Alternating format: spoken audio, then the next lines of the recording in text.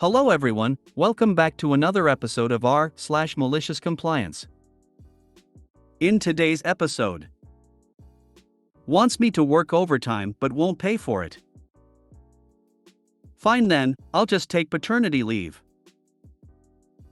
I can't use a shopping cart, but I can put some items on the checkout counter? As you wish. Before we get started, make sure to subscribe so you will never miss a video. So let's get started. Wants me to work overtime but won't pay for it. I am in the midst of leaving a truly terrible job. I have only been there for a year, but began noticing issues after the first month.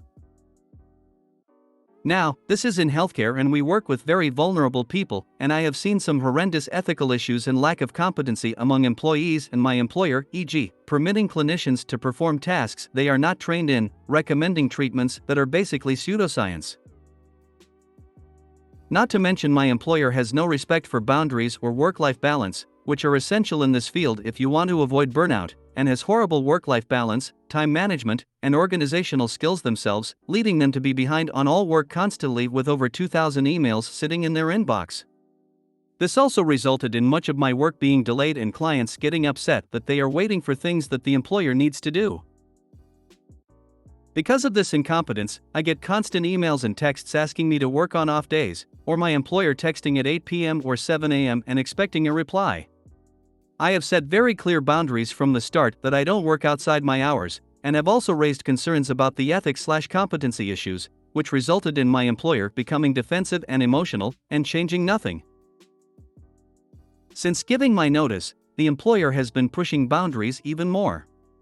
So, being the compliant human that I am, and because I do need to wrap up things that I have been waiting for my employer to get to for months, I began responding and including every single work-related communication outside of my hours, or requests for a small task that I need to complete on an off day as hours worked, and have banked up some nice overtime. Last week, the employer sent an email saying that I am no longer allowed to work overtime and every hour worked OT will be banked as vacation time instead. I don't want that, because if I am working OT, I deserve to be paid for it. So I immediately stopped responding to anything after hours or on off days, and have been working only 8 hours on my scheduled days. The frustration and passive aggression coming from my employer since I did that is unmatched. Truly, they should get an award for the snarky and condescending emails and texts they have sent me. I only have a few days left and will be filing an ethics complaint for the many egregious things I have seen once I am out of there. It's what they deserve, and I can't wait. Edit, thanks for all of the advice. I am not in the US, but will be looking into my legal and labor options. For those who asked why I didn't report my employer earlier, it is really difficult to see any actual consequences from my ethics board without solid evidence, which I did not have until recently, also why I am now quitting. I don't want to blow my chances to hold them accountable for all the terrible things they have done, but even with my evidence, I don't have a lot of hope that they will be punished by the board. Every hour worked OT will be banked as vacation time instead.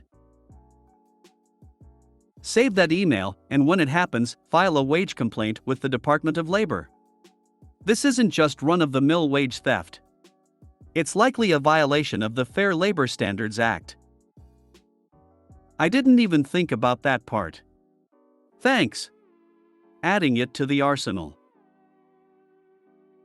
I don't even understand what they think they're gaining by paying for OT with vacation time, since OP has already given notice and they're just going to have to pay out the accrued vacation on separation anyway.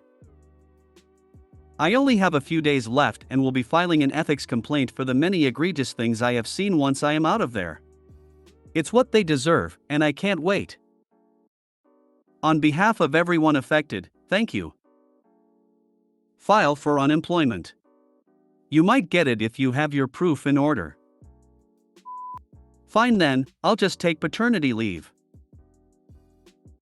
Many years ago, I was a sales manager for the now defunct Circuit City. My wife and I were expecting our first child. This was in 1999.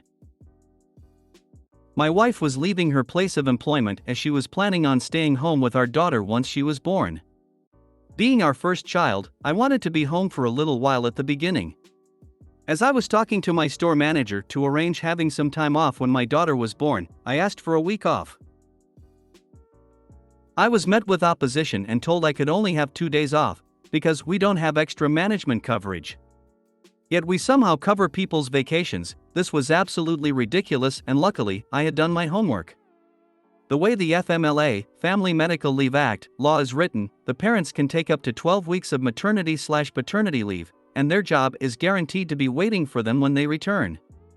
I believe this is meant to be combined between the parents, but since my wife was leaving her job permanently and not taking maternity leave, that left 12 weeks available for me to take. Paternity leave is rarely ever done, because it is most often unpaid leave. I, however, had plenty of PTO saved up, vacation and sick time.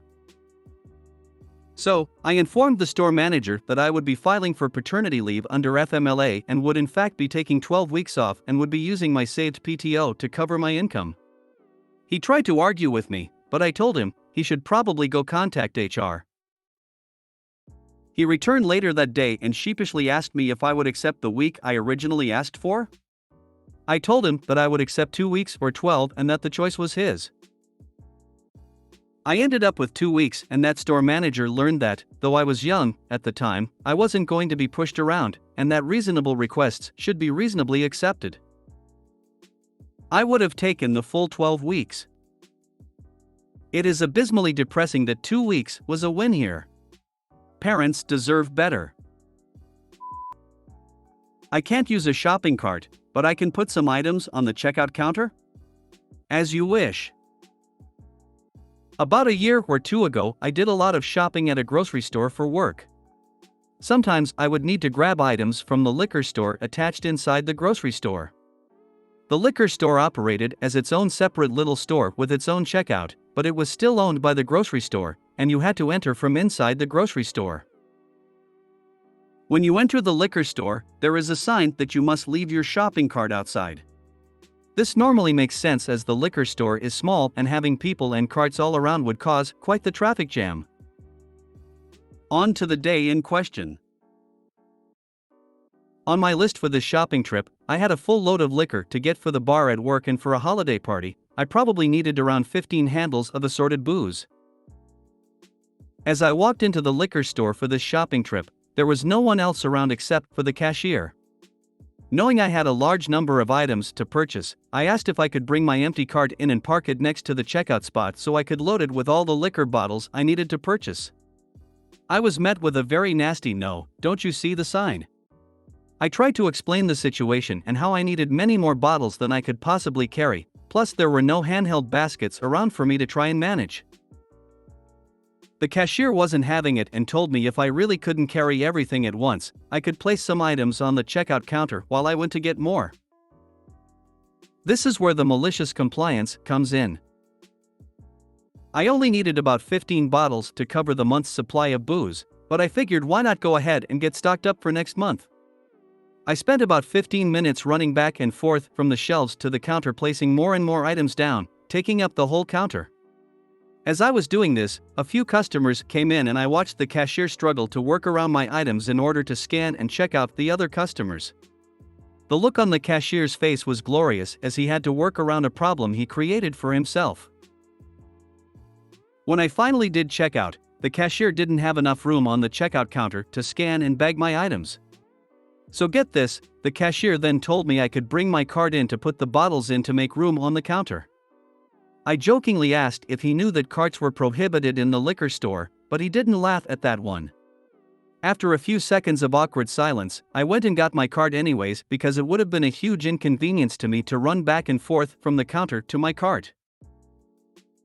I genuinely understand the store's policy on this, but sometimes there needs to be exceptions to the rule. You did tell him that you were purchasing more than you could handle. It's unfortunate that the clerk bottled up so much resentment. Maybe OP was the fifth to try it that day. More handles that they could handle.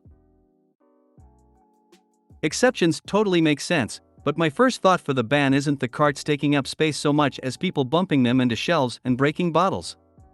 People aren't always very careful with carts. and OP did suggest to leave the cart by the checkout station. If you made it to the end of the video, thanks for watching. Don't forget to like, subscribe and share, and we will see you in the next video.